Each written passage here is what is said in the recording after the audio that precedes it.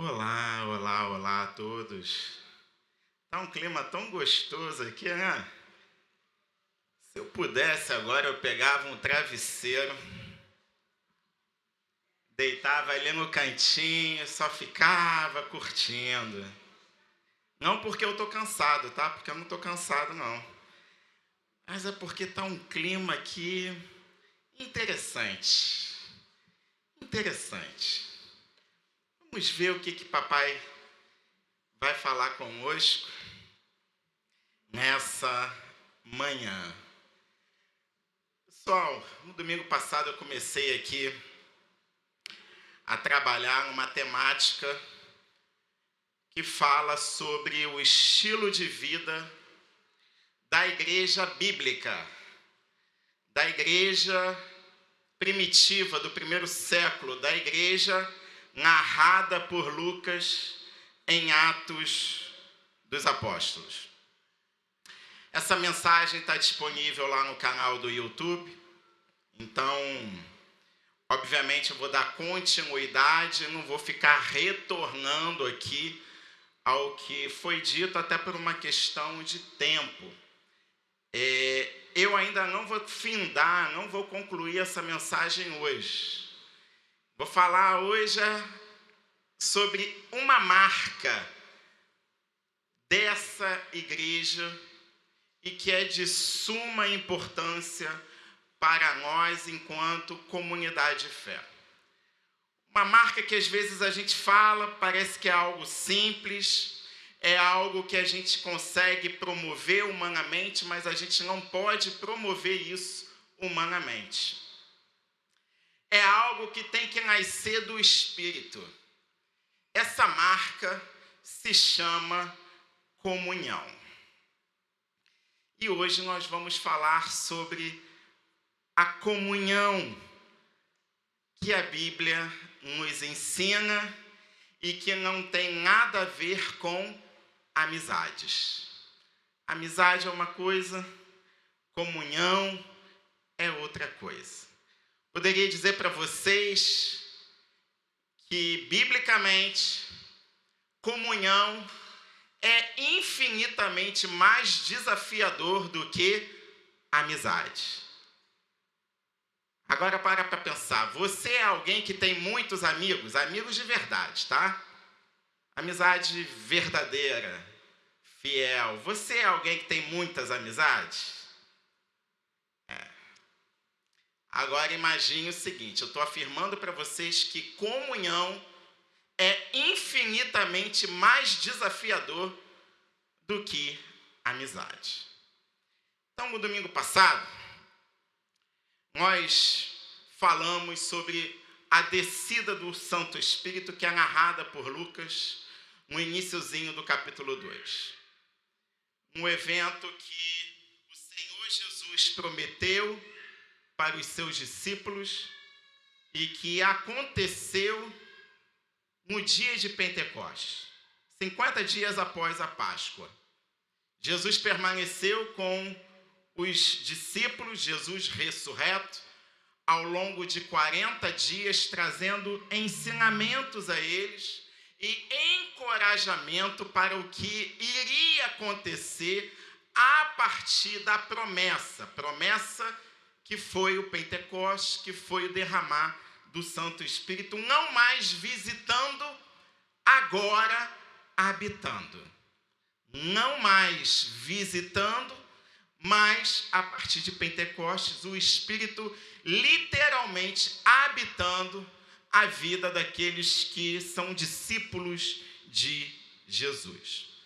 E aí nós falamos que a primeira marca dessa igreja cheia do Espírito é a marca da imperfeição, onde há seres humanos reunidos, há conflitos, onde há seres humanos reunidos, gente como a gente, é uma questão de tempo para pipocar problemas, porque nós somos imperfeitos.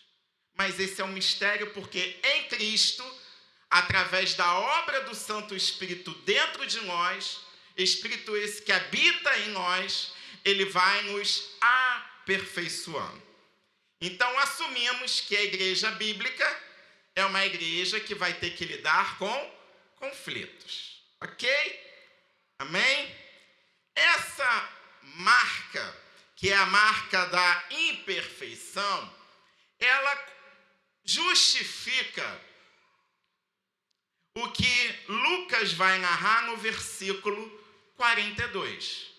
Lucas vai dizer que a igreja perseverava, ou seja, ela permanecia, ela continuava, ela não desistia, ela não era inconstante, ela era constante no ensino dos apóstolos, na doutrina dos apóstolos. E aí eu comentei aqui também que o ensino dos apóstolos não era um pacote teológico sistematizado de ensino da Bíblia, mas o ensino dos apóstolos era exatamente o compartilhar da vida, o compartilhar do Evangelho de Jesus, porque estamos falando de pessoas que caminharam com Jesus, que viveram com Jesus, que aprenderam de Jesus, que foram confrontadas por Jesus e transformadas por Jesus. Ou seja, quando nós falamos a doutrina dos apóstolos, em Atos dos Apóstolos, nós estamos falando nada mais, nada menos do que ensinar Jesus. E o lindo do ensinar Jesus é que não adianta teorizar Jesus. Jesus não é uma pessoa para a gente discutir ideias e teorizar conteúdos, mas Jesus é alguém para ser praticado. Jesus é alguém para ser experimentado. Jesus é alguém para ser vivido. Porque o que a criação anseia, e nós comentamos isso, é pela revelação dos filhos de Deus. E esses filhos de Deus são os discípulos de Jesus. Pessoas que a cada dia se tornam mais parecidas com Jesus. E por serem mais parecidas com Jesus, impactam positivamente a vida de outras pessoas. Por isso a igreja permanecia no ensino dos apóstolos. Aí depois, Lucas vai dizer o seguinte: após o ensino dos apóstolos, ele vai falar da marca que nós vamos trabalhar hoje, na comunhão. Olha que interessante, há uma ordem. Aqui, a ordem dos fatores altera o produto. Porque é impossível permanecer nessa comunhão que nós vamos abordar hoje aqui sem o ensino do Evangelho. É impossível, amados. A gente pode tentar de tudo, mas a gente não vai conseguir experimentar essa comunhão bíblica que vai ser comentada hoje aqui sem o ensino do Evangelho. Aprender com Jesus precede a comunhão. Não tem como. Não tem como. E aí vem o primeiro ponto dessa mensagem, que é uma pergunta. Por que o ensino vem antes da comunhão? Eu poderia dar a seguinte resposta, a mais simples possível. Comunhão é uma consequência da conversão genuína a Cristo Jesus. É uma consequência. Se é uma consequência, como eu já disse aqui, é pré-requisito o ensino, é pré-requisito a conversão. Ok?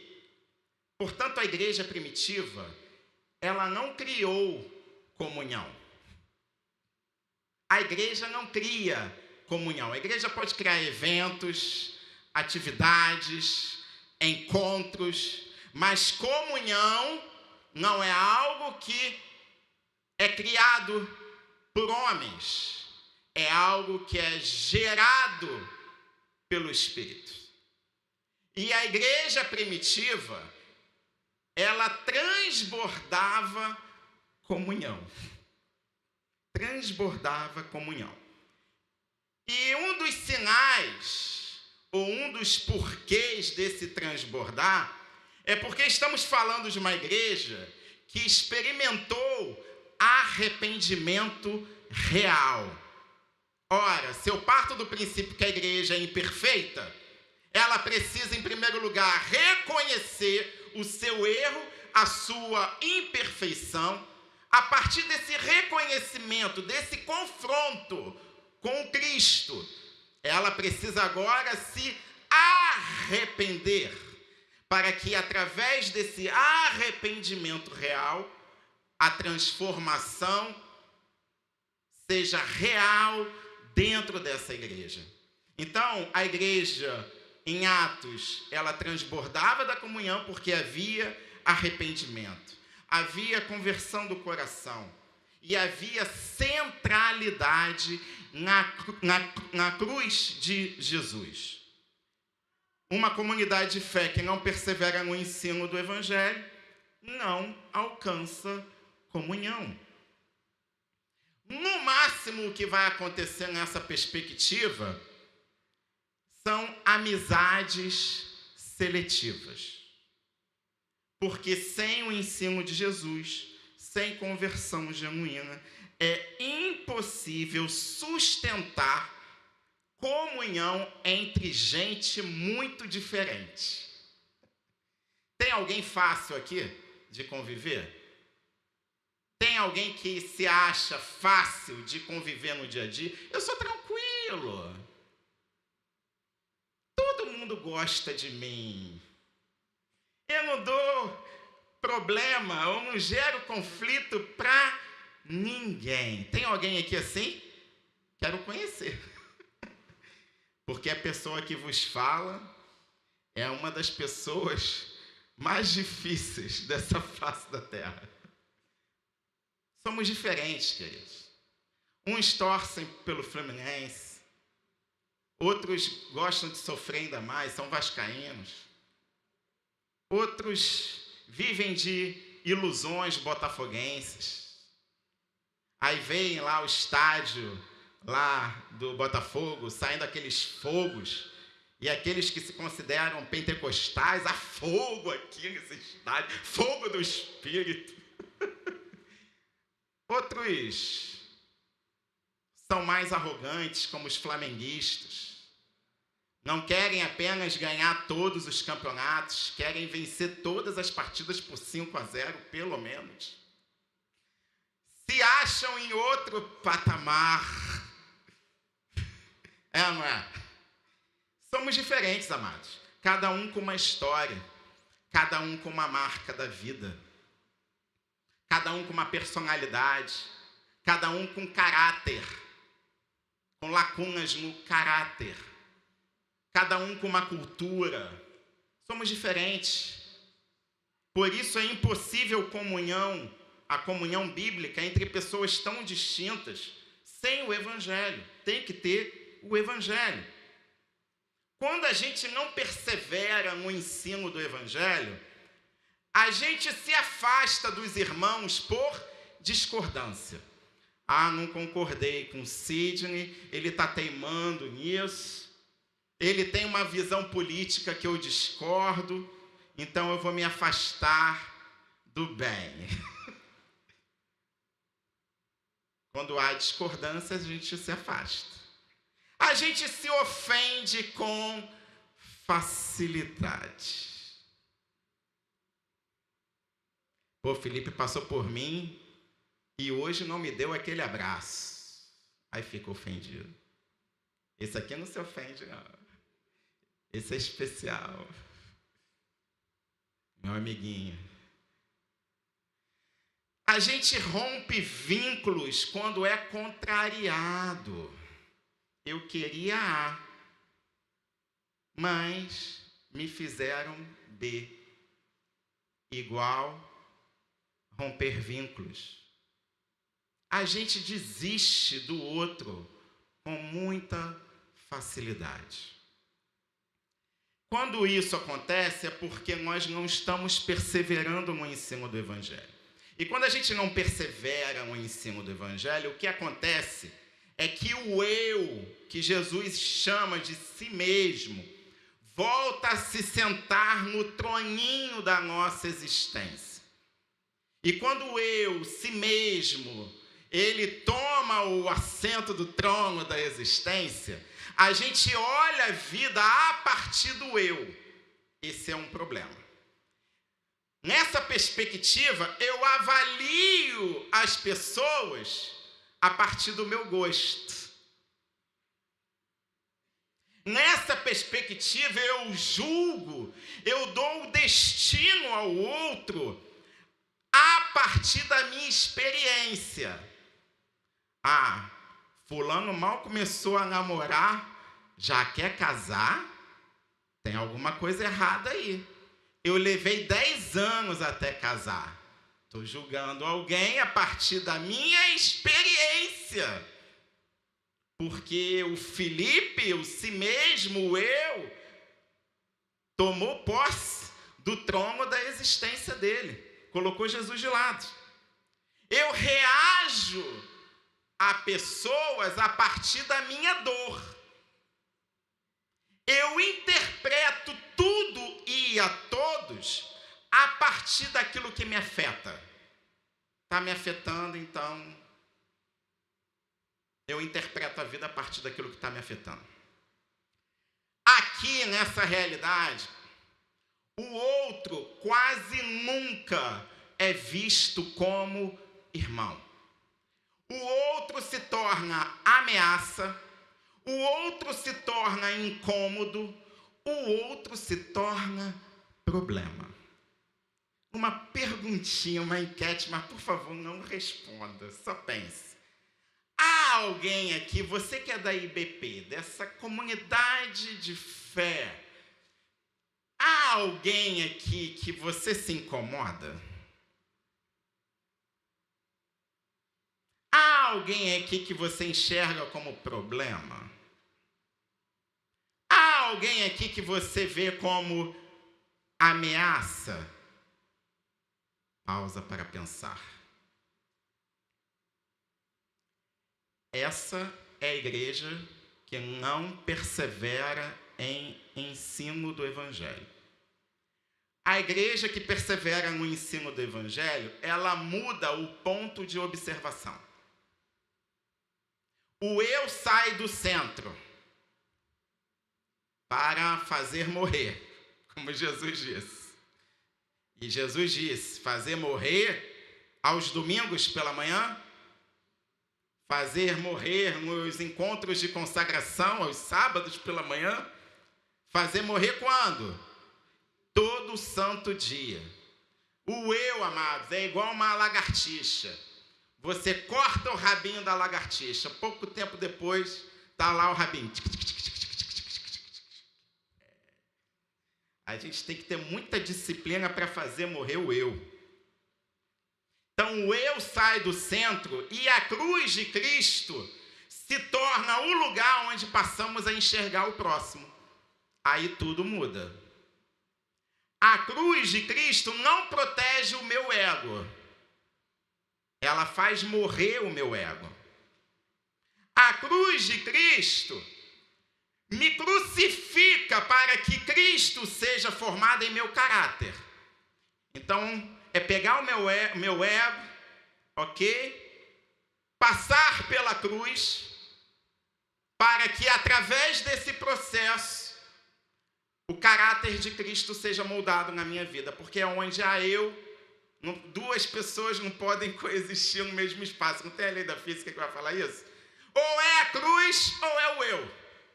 É simples assim. E aí muda tudo, a forma como eu tenho comunhão com o próximo. Porque na cruz, eu me lembro que eu não cheguei lá melhor do que o outro. Eu não era alguém melhor que o Durvalino. Eu não era alguém melhor do que o Cláudio. Na cruz, todo mundo chega igual, necessitado da graça. Porque Paulo diz, todos pecaram. Todos foram destituídos da presença de Deus. Não é isso que ele vai falar lá em Romanos, capítulo 3, versículo 23? Mas aí vem a vírgula, porque sem a vírgula seria filme de terror. é perdição eterna. Vida sem Deus na eternidade. Mas aí vem a vírgula. Sendo justificados gratuitamente por sua graça, por meio da redenção que há em Cristo Jesus. Então, na cruz, amados, todo mundo é igual. Não tem essa que é pastor, que é apóstolo, que é obreiro, que tem carteirinha da igreja, 100 anos de carteirinha de igreja, e que fez, e que aconteceu, e que continua fazendo. Todo mundo é igual. Todo mundo necessita dessa graça. Na cruz, eu lembro que eu fui alcançado antes de ser corrigido. Então, a cruz de Jesus nos alcança. Nos alcançou, gerou salvação. Agora tem que gerar santificação. Aí é trabalho do Santo Espírito. É aprendizado com o Evangelho. Porque ele nos tirou do mundo, mas o mundinho ainda está dentro de nós. O eu está lá ainda, querendo governar a nossa existência. Então, Satanás não está muito preocupado se eu levanto as mãos, se eu choro, se eu canto a musiquinha de forma correta, se eu tenho uma disciplina religiosa de estar sempre indo nos cultos, fazendo, acontecendo. Desde que o eu permaneça ali no trono da sua vida, está ótimo. Porque está todo mundo se enganando. Está todo mundo pensando que é, quando na verdade não é. E Jesus diz, eu estou a ponto de vomitar. Primeira semana aí do ano, eu vomitei. Comi uma coisa, passei mal, mas vomitei. Não fica com nojinho não, tá? Até porque ninguém viu meu vômito, nem cheirou meu vômito. A minha filha entrou no quarto, sentiu o cheiro. O que ela falou mesmo, amor? Ai, que cheiro horrível. Ela falou alguma coisa assim, né? E saiu logo do quarto. Depois que a gente consegue vomitar, dá um alívio gostoso? Não dá? Dá uma leveza, né? Agora imagina Jesus, estou a ponto de vomitar, mas eu não estou vomitando vocês. Eu estou suportando vocês. Imagina a sensação. Então, na cruz, a gente lembra que todos somos iguais. Todos fomos primeiro alcançados para, a partir daí, começar a ser corrigido. Por isso, eu trato o erro do outro, do irmão, com mais misericórdia. Por isso, eu escuto antes de reagir. A moeda tem sempre dois lados. Eu confronto sem humilhar. Eu discordo sem romper. Casamento. Há discordância? Todo dia lá em casa tem alguma discordância. Agora, se para toda discordância que eu tiver que romper, vai dar ruim. Porque há discordância. Nos relacionamentos, haverá discordância. Eu aprendi assim. Poxa, mas eu venho de uma igreja que eu fui ensinado assim ao longo de muito tempo. Qual é o natural da pessoa? Chegar aqui o quê? Praticar a cultura daquilo que ela foi ensinada. Vai ter discórdia? Vai. Mas se para cada discórdia a gente sair rompendo, não haverá mais Igreja Batista Provisão. Por isso eu examino as minhas motivações antes de falar. Eu não posso sair falando qualquer coisa, mesmo que eu entenda que eu estou correto. Examina antes qual é a motivação do falar.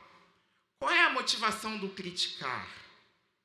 Porque se a motivação não for coerente com o ensino do Evangelho, a melhor coisa que eu posso fazer, que você pode fazer em comunhão, em comunidade, é calar a boca, com todo carinho.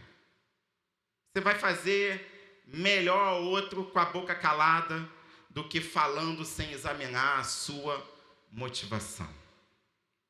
Estou tentando falar o português claro, sem ofender a ninguém.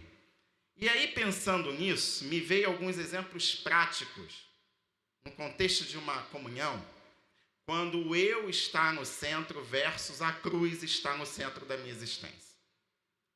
Vamos supor o seguinte, quando alguém falha, falhou aí ontem, ou tem falhado em alguma coisa, eu tenho algumas falhas aí que, puxa vida, tá difícil, mas vou superar. Para alguém que falha, para alguém que comete um erro, se eu olho para essa pessoa a partir de mim, do eu vou dizer o seguinte, eu nunca faria isso. Quer ver um exemplo clássico? Política. A gente adora criticar o quê? A corrupção no meio da política. É ou não é? Aí os crentes começam a assumir essas posições, que são posições importantes de governança no país. Aí o que o crente que antes dizia o seguinte, eu nunca faria isso, aí o que acontece? Aí começa a surgir os escândalos. Porque o camarada que antes falava a partir dele, que nunca faria isso, quando chega naquele lugar é o primeiro a praticar. Entenderam? Agora, quando a cruz de Cristo está no centro da minha existência, eu falo o seguinte, se não fosse a graça, eu também cairia nisso aí. É diferente. Eu reconheço que a falha que o outro está cometendo, eu também poderia cometer se a graça não estivesse sobre a minha vida. Agora vamos supor um contexto de pessoas que pensam diferente. Se eu olho a partir de mim, eu vou dizer o seguinte, ele está errado. Agora, se eu olho a partir da cruz, eu vou dizer, como posso caminhar com essa pessoa sem me perder da verdade? Entendeu? Como que eu caminho com ela? Eu sei qual é a verdade. A verdade é o Evangelho. O parâmetro é Jesus. Ela está errada. Mas como é que eu caminho com essa pessoa sem me perder da verdade? Terceiro e último exemplo. Quando eu faço uma crítica a alguém, olhar a partir de mim, você ou eu podemos dizer, eu só estou sendo sincero. Estou sendo sincero, pelo menos eu não estou falando nas costas de ninguém, eu estou sendo sincero.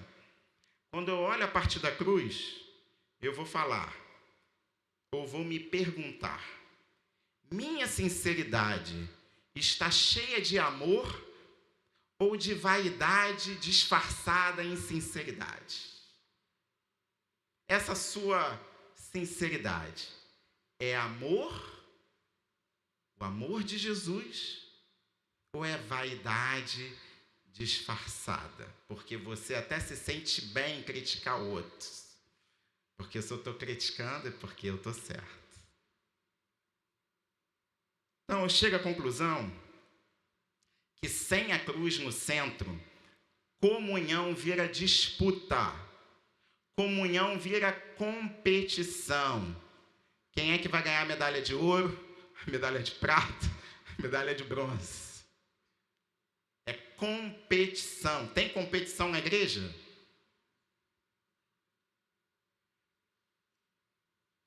Agora, se é uma igreja focada no Evangelho, se é uma igreja, ou seja, reunião de pessoas que estão buscando ter a cruz de Cristo como centro da sua vida, a gente vai alimentar competição? Quer competição? Vá para a Olimpíada. Vai para reality show. Vai para o The Voice. Vai fazer outra coisa. Porque comunhão, transbordada comunhão, de acordo com a Bíblia, não tem nada a ver com competição. Não é quem vai chegar primeiro e quem vai chegar por último. Não é quem vai estar certo e quem vai estar errado. Não é quem é melhor ou quem é pior, porque melhor só existe um, Jesus. Está claro isso? Agora, com a cruz no centro, a comunhão vira cuidado. A perspectiva da comunhão é cuidado, é cuidar do outro. Isso é muito mais leve do que competição. Lembrando que o Evangelho não nos torna permissivos com o pecado do outro, mas nos torna humildes. E com um coração humilde, Deus há de dar sabedoria. Jesus há de nos dar a direção para lidar com pecados. Não apenas do outro, mas com os nossos próprios pecados. E aí vem a distinção importante. Porque até aqui eu falei por que o ensino vem antes da comunhão. Porque não há comunhão sem aprender e praticar o Evangelho de Jesus. Mas vamos agora a uma distinção que é importante. Amizade é amizade, comunhão é comunhão. Amizade é algo bom? É algo bom. É algo importante. É algo até lindo, eu poderia dizer. É muito ruim quando a gente se percebe andando sozinhos. Não ter amizade. A gente sempre vai precisar do outro de alguma forma. Ter alguém para compartilhar a vida é de suma importância. Mas a amizade nasce de afinidade. A gente escolhe amigos porque pensa parecido. Todos na igreja pensam parecidos? Não. A gente escolhe amigos porque gostamos das mesmas coisas. Todos aqui gostam das mesmas coisas? Quem gosta de comida japonesa? Comer um salmão cru? Uns vão ter nojo. A primeira vez que eu botei um Hot Philadelphia na boca, eu vomitei. Aí depois, muito tempo depois, eu passei a gostar. Qual é a conclusão que eu chego? Gosto muda ao longo da vida. É ou não é? Vai mudando o gosto. Eu adorava mingau. Mas chegou um tempo, eu não sei se é porque eu tomei muito mingau, eu passei a detestar mingau. Às vezes eu passo no mercado e vejo lá, mingau, farinha láctea, linha Nestlé. Eu ia lá na minha infância, mas não consigo mais tomar esse negócio, não. Porque gosto muda. A gente se torna ou escolhe amigos porque se sente confortável com essa pessoa. É agradável estar com essa pessoa. Gera um prazer. Entenderam? Então isso faz parte, mas a amizade é uma coisa. A amizade pode surgir no meio da comunhão? Sim, pode surgir. Mas a amizade é amizade, comunhão é comunhão, porque a amizade é seletiva. Nasce da preferência. Se a afinidade acaba, muitas vezes a amizade acaba. Olha, eu vou botar meu amiguinho no paredão, acabar com a nossa amizadezinha, porque por problemas de afinidade agora. Acabou a afinidade, acabou a amizade. Se surge uma discordância profunda, e aí se a gente for analisar na época da pandemia, com tudo que aconteceu, tudo que estava envolto, quantas famílias se distanciaram? Quantas famílias, contextos familiares onde aconteceu literalmente rompimentos, familiares que não se falam mais, porque teve discórdia. Então a amizade esfria quando acontece esse tipo de coisa. E não há pecado nenhum nisso, tá, gente? Só estou falando que amizade é uma coisa, comunhão é outra. A comunhão, ela não começa na semelhança entre as pessoas. A comunhão, ela não acontece por afinidade. Por isso que eu falei lá no iniciozinho que comunhão é infinitamente mais desafiador do que a amizade. A comunhão do Evangelho une pessoas diferentes. Gente com histórias quebradas. Gente dodói. A comunhão do Evangelho une níveis distintos de maturidade. Une pessoas feridas, limitadas, cada um processo que é diferente do outro.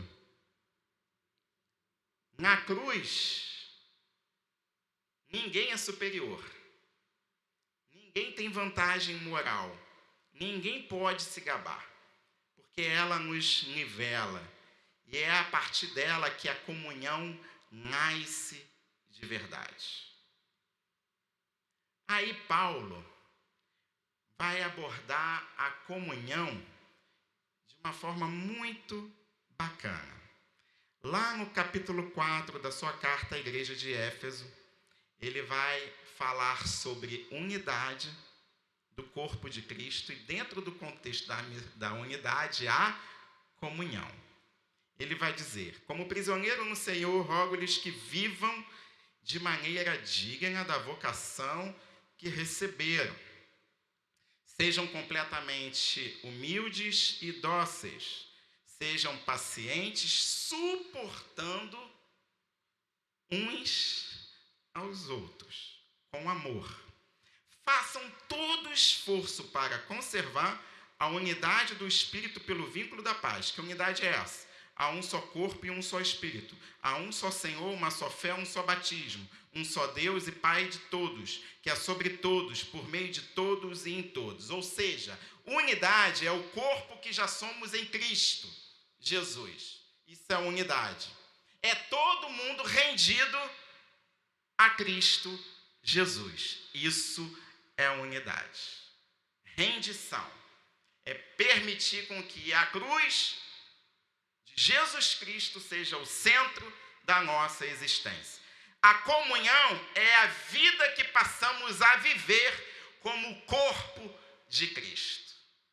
Que o apóstolo Paulo vai falar: vivam de maneira digna da vocação que receberam. Então, aí eu entendo como que essa igreja primitiva transbordava em comunhão. Porque a gente vai ver lá em Atos 2, a partir do versículo 44, o seguinte: os que criam mantinham-se unidos e tinham tudo em comum. Tudo em comum. Vendendo as suas propriedades e bens, aqueles que eram, digamos assim, tinham um outro status em termos de poderio econômico, essa galera vendia o que tinha para poder distribuir a cada um conforme a sua necessidade. Aí uma coisa que me chama mais ainda a atenção: todos os dias continuavam a reunir-se no pátio do templo. Todo dia. Imagina a gente aqui, olha, tem culto amanhã, tem culto terça, tem culto quarta, tem culto quinta, culto sexta, culto sábado, culto domingo.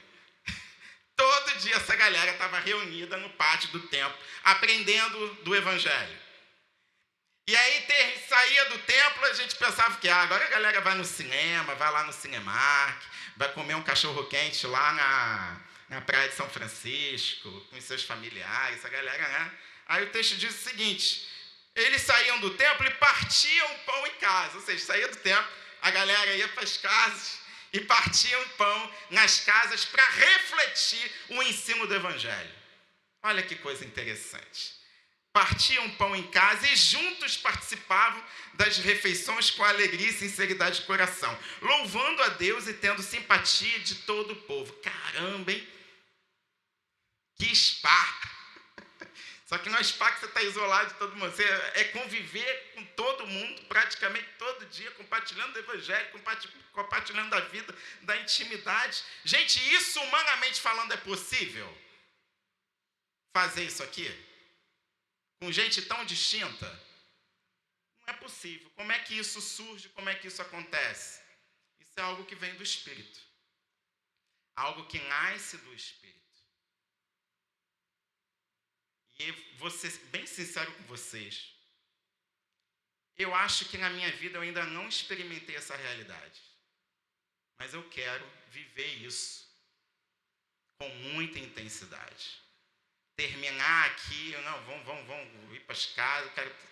Essa necessidade de estar com aquele que é diferente. Não é afinidade. Eu sei que parece ser algo impossível nos nossos dias, mas é algo para a gente refletir, porque essa é a comunhão bíblica, essa é a comunhão que o Evangelho nos ensina. Paulo, ele tira a comunhão do campo da emoção e coloca no campo do discipulado, porque ele usa o termo suportai-vos uns aos outros em amor. Ele não diz aqui admirem-se. A admiração está no campo da emoção. Ele diz suportai-vos uns aos outros. Amor é decisão moldada pela cruz. Lá em 1 Coríntios 13, Paulo diz: o amor é paciente, bondoso, não inveja, não se vangloria, não se orgulha, não maltrata. Esse aqui é forte. Não procura seus próprios interesses, não se ira facilmente, não guarda rancor. O amor não se alegra com a injustiça, mas se alegra com a verdade. Tudo sofre, tudo crê, tudo espera e tudo suporta. A comunhão só permanece quando a gente suporta em amor. É suportar. Paulo, quando usa o termo suportai-vos, ele admite que haverá diferenças. Ele admite que haverá atritos. Ele admite que haverá conflitos. Ele admite que haverá imaturidade. Porque só se suporta aquilo que pesa. E suportar, muitas das vezes, dói. Aí eu gostaria de fazer uma dinâmica aqui. Pode ser? Deixa eu ver aqui. Fiquem tranquilos. Chamar o Cláudio aqui. Jailson, vem você também. 2 homens fortes que eu preciso aqui. 2 homens fortes. Um aqui, pode ficar aqui, ó, aqui. Pode descer, desce aí. Isso. Jailson aqui, 2 homens fortes. Ok, agora deixa eu ver aqui como é que a gente pode fazer. Marcelinho, vem cá, Marcelinho. Marcelinho, vem cá. Isso, vem cá. Marcelinho, fica aqui no meio deles, de frente para mim. Abre os braços lá. Isso. Agora eu vou pedir para os irmãos fortes aqui suportarem o Marcelinho. Então vocês vão pegar ele aqui, ó, apoiar aqui, levantar o Marcelinho. Pode pegar aqui, inclusive, se quiserem, a perna do Marcelinho, ó. Dobra aí, pega aqui uma parte no ombro, ó, passa aqui, ó, o braço por trás, isso. Vamos lá. Levantou. Isso, suporte o Marcelinho. Vamos aguardar um tempo para a gente observar isso daí. Agora, vamos perguntar o seguinte. E aí, tá pesado? Tá pesado, Jailson? Tá pesado, Jailson? Tá pesado, Cláudio? Dá para sustentar mais um pouquinho? Dá? Então, ótimo. Então, sustenta aí. Sustenta. Isso. Muito bom. Ó, eu estou marcando o tempo aqui, mais 10 segundinhos. Isso. Vamos lá. Sustenta o homem, hein? Sustentando. A diferença, a limitação, a fragilidade, a história, a dificuldade do Marcelinho. Sustenta aí. Mantenha a comunhão em amor. Ok. Pode abaixar o Marcelinho. Marcelinho, muito obrigado. Vamos aplaudir o Marcelinho. Os 2 permaneçam aqui. Jailson, não acabou não. Acabou não. Acabou não. William, vem cá, William. Vem cá, William. Vem cá, William. Vem cá, William. Muito bem. Muito bom, muito bom. Não. No meio. Vamos lá. Levanta o homem, suporta o homem em amor. Vamos embora. Levanta aí, gente. Levanta aí. Vamos lá que eu vou marcar o tempo aqui, hein? Começou. Levantou. Vamos. Alguém pode vir ajudá-los aqui? Continua levantando. Continua. Vem, Vinícius. Vem, ajuda aqui. Ajuda aqui. Tem que levantar, tem que suportar. Vamos embora, vai Vinícius. Vem Marcelinho, ajuda aqui também. Vem, vamos lá, levanta aí. Levantou o homem. Isso. Mais alguém que queira vir aqui ajudar? Mais alguém? Rafa, vem cá, Rafa, ajuda lá, Rafa. Porque suportar o homem em amor aqui não é muito fácil, não. Vamos, Rafa, vamos, Rafa. Isso, Rafa, suportando. Vamos lá. Ok, muito bom. Permanece aí. Fica agora aí. Isso. Ficou visível. Ficou visível para os irmãos aqui. Vocês continuam aí, tá? Que o esforço aumentou. Ficou visível que, em função da massa corporal, da diferença da massa corporal do William para o Marcelinho, apenas os irmãos Joilson e Cláudio não teriam condições de suportar o nosso amado irmão William. Mas quando a igreja em comunhão, que não se isola, que decide amar, que decide estar junto, percebendo o maior desafio do suportar, decide se envolver, não fica mais fácil? Vai ficando mais fácil, vai ficando possível. Ok, podem colocar o homem com cuidado no chão. Ele tem uma criança a criar. Uhul! Podem aplaudir os irmãos aqui, muito bom. Muito obrigado. Muito obrigado. Muito obrigado. Isso, muito bom.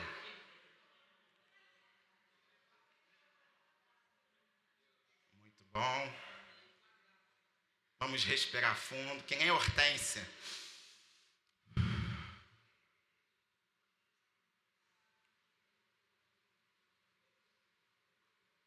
Somos pessoas diferentes. Umas carregam mais pesos, outras menos pesos. Umas estão vivendo uma fase mais leve na vida. Outras estão vivendo uma fase mais pesada, mais difícil. E entenda o seguinte, isso não tem nada a ver com o prefixo. Se é pastor, se não é pastor. Vamos esquecer essas coisas aqui em nome de Jesus. Todos iguais. O que muda aqui é algumas responsabilidades e deveres em função de uma posição. Mas um pastor pode estar vivendo também uma fase mais pesada na vida. Entenderam? Porque somos pessoas distintas.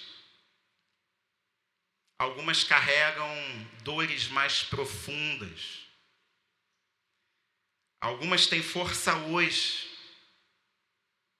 e amanhã não tem a mesma força, o mesmo vigor, porque alguma coisa aconteceu. Outras só têm cansaço. São aqueles crentezinhos que Paulo vai falar, os mais frágeis na fé. O que fica claro para mim é que nem todos estão fortes ao mesmo tempo. Isso não vai acontecer. Porque se todo mundo estiver forte ao mesmo tempo, para que comunhão?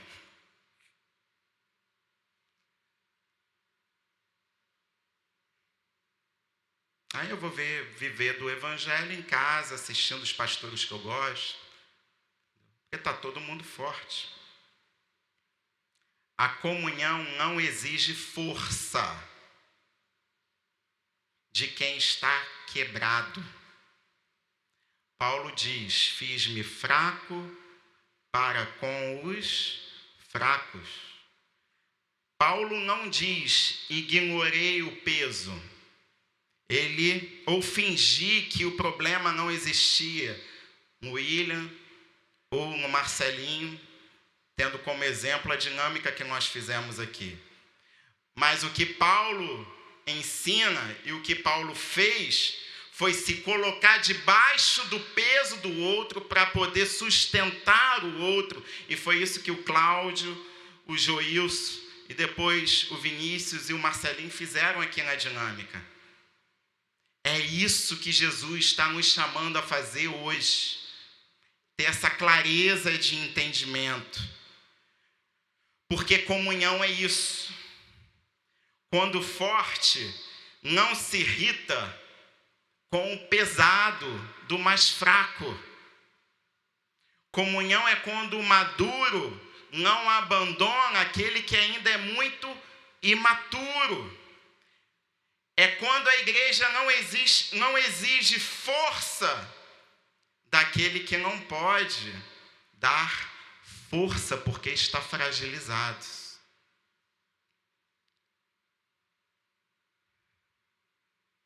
Quem vive da graça não pergunta por que esse peso ainda não passou.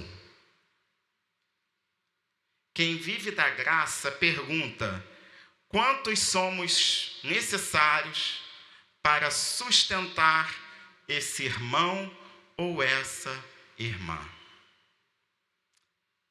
E é isso que nós precisamos fazer. Talvez hoje você é a pessoa que tenha condições de sustentar alguém, mas amanhã, talvez, você vai precisar de alguém para te sustentar. E só há sustento onde há comunhão genuína, comunhão verdadeira, comunhão baseada no Evangelho de Jesus. O resto é clube, é relação por interesses pessoais.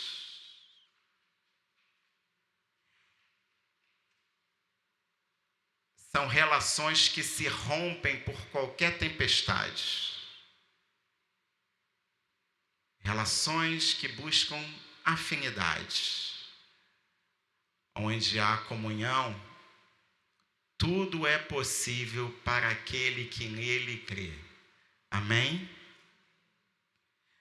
Essa igreja transbordou em comunhão.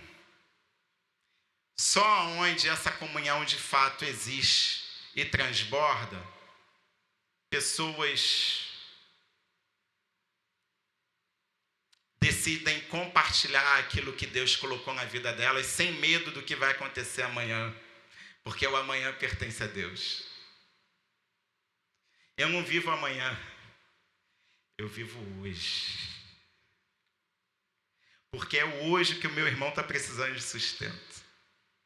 É o hoje que eu estou precisando ser sustentado por alguém em amor. Isso é ser corpo. Não é pulmão brigando com coração, não é coração brigando com rins, não são os rins brigando com o baço, não é o sistema endócrino brigando com o sistema circulatório. É todos sendo comandados pelo mesmo governo do Santo Espírito, onde Jesus é o cabeça, e todos nós somos um nele, e para ele e por meio dele. Todos somos iguais. E todos somos necessitados da graça de Deus. Amém? Vamos nos colocar de pé, chamar o pessoal do louvor.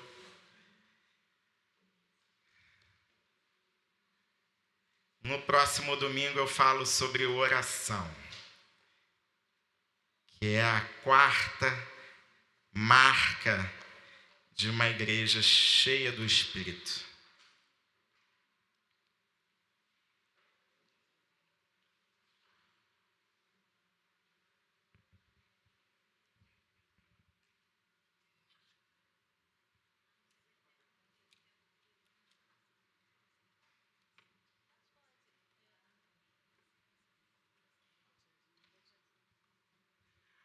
Olha,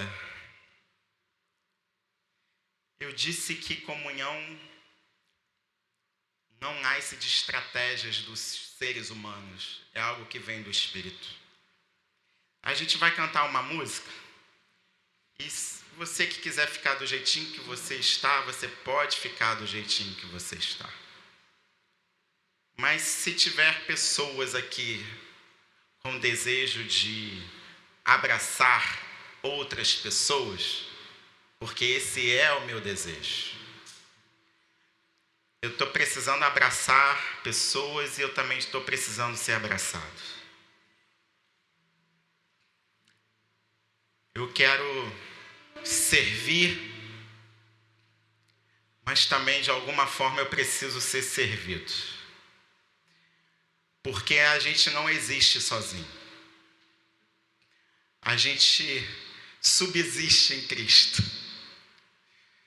E eu tenho certeza que a partir do momento que a gente começar a orar, que a partir do momento que a gente começar a falar, Deus, eu quero viver esse transbordar de comunhão, a gente não vai precisar sentar com lideranças para pensar em estratégias humanas, entende? Porque as coisas acontecem do Espírito. Ele dá a direção.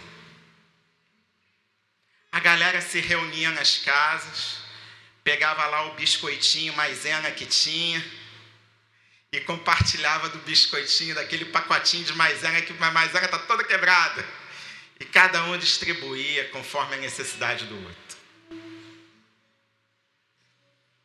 Quando pessoas começarem a ir na minha casa, vão ver os meus momentos também de fragilidade.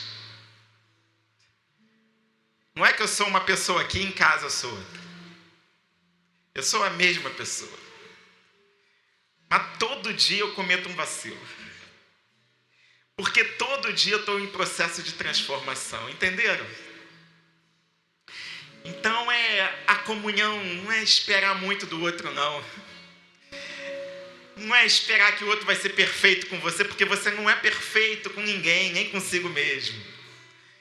É entender que as pessoas são diferentes, mas é ter o desejo de querer amar, compartilhar a vida e caminhar com o outro. É isso que Jesus quer fazer. E esse estilo de vida, o que é lindo, atrai pessoas.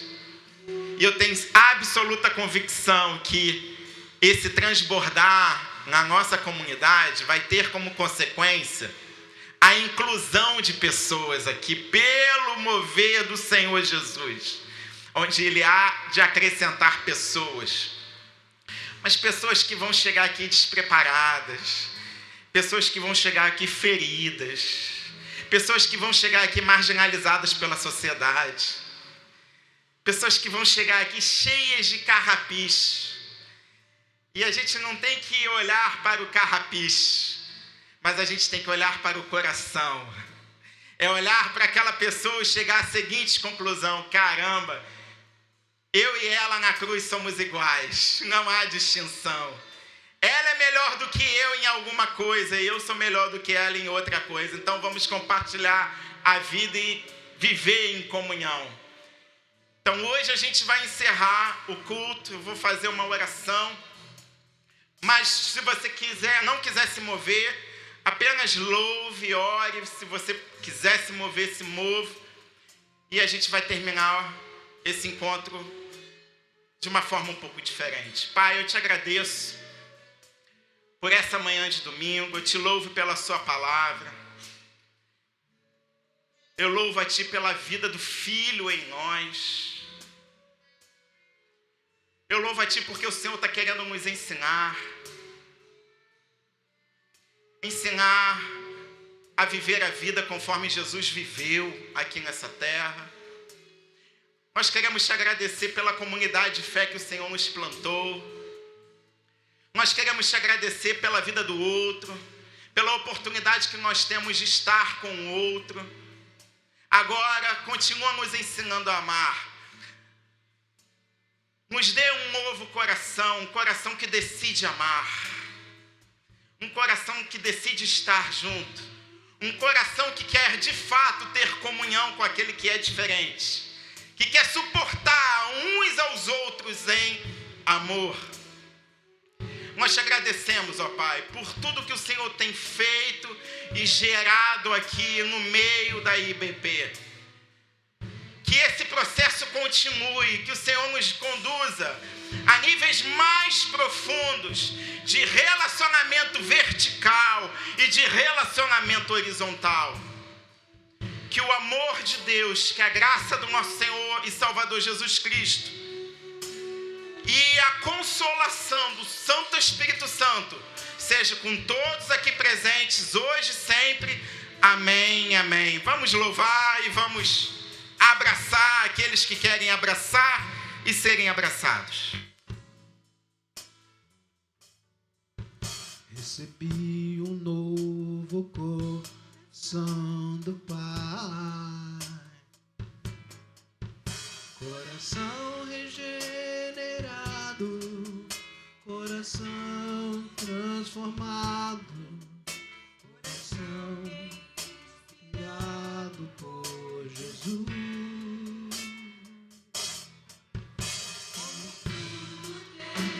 Novo coração, eu declaro a paz de Cristo, te abençoo, meu irmão. Preciosa é a nossa comunhão. Somos corpo, assim bem ajustado, totalmente ligados, unidos, vivendo em amor, uma família, sem qualquer falsidade, vivendo a verdade, expressando a glória do Senhor, uma família, vivendo o compromisso do grande amor de Cristo. Eu preciso de ti, querido irmão, precioso és para mim, querido irmão.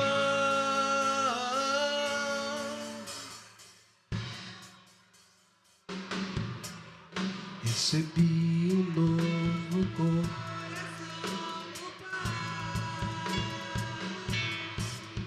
coração regenerado, coração transformado, coração que é inspirado por Jesus. Como fruto desse novo coração, eu declaro a paz de Cristo, te abençoo, meu irmão. Preciosa é a nossa comunhão. Somos corpo, assim bem ajustado, totalmente ligado, unido, vivendo em amor, uma família, sem qualquer falsidade, vivendo a verdade, expressando a glória do Senhor, uma família, vivendo o compromisso do grande amor de Cristo. Eu preciso de ti, querido irmão, precioso és para mim, querido irmão.